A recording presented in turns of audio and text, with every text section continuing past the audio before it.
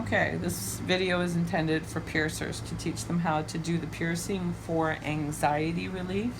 If you read my blog and follow the stories, it's been extremely effective, but it needs to be done properly. Alright, so what we're going to do is we'll sterilize. It absolutely has to be done with an 18 gauge hoop. That hoop needs to be 8 millimeters in diameter. Anything else just won't do. The reason why it has to be 18 gauge is because we don't want too much swelling action. So you piercers know that the smaller the needle is, or the thinner the needle is, the less swelling your customer is going to see. Okay, but we can't go to 20 gauge because then the hoop will take on different dimensions because there's not enough, it's too flexible. Okay, so what we're doing is we're going to pull the lobe over. We're looking for empty tissue, and if you're a piercer, you know what I'm talking about. Alright, so we're marking. You want to go approximately halfway up. Okay, so there's my mark, but I'm going to double check. As bullseye. Your needle should be 18 gauge if you're a semi-professional piercer. Alright, should be the same gauge as your jewelry. Pull the lobe over.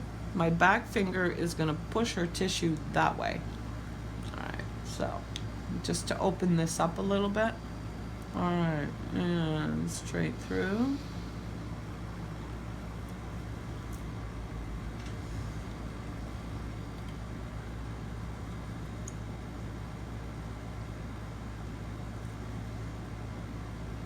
You can use an 18 gauge segment if you want to. Make sure that you grab from behind the jewelry. See, I can let go of my hemostat because I have the jewelry grabbed in behind. And the reason I'm saying this is because the tissue back there will try to go with the jewelry, so that the jewelry will actually slide in between tissue and just down into the lobe, kind of like how a transverse lobe works. Alright, we don't really want that. We want it coming out. Alright, so make sure you grab the tissue in, or the jewelry in from behind. Right. This is the tricky part, because you don't have much room, and I'm going to have to twist this lobe all over the place in order to even close this hoop. This piercing does not swell very much, which is a good thing because she's not going to get any room to swell on the hoop.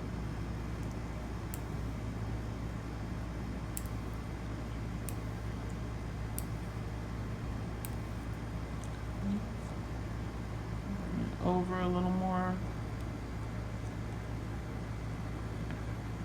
See how hard that's going to be to grab? I've got no hoop to work with. So I'm going to bring it down.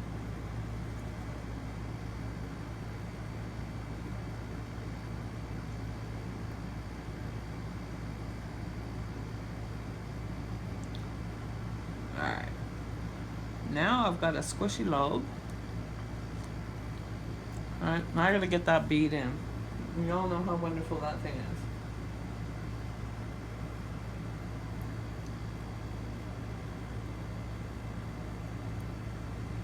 Where's my indents? Okay.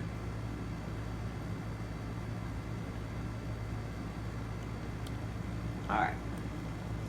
Okay, so when we straighten that out, it should look just like that. It should be that tight.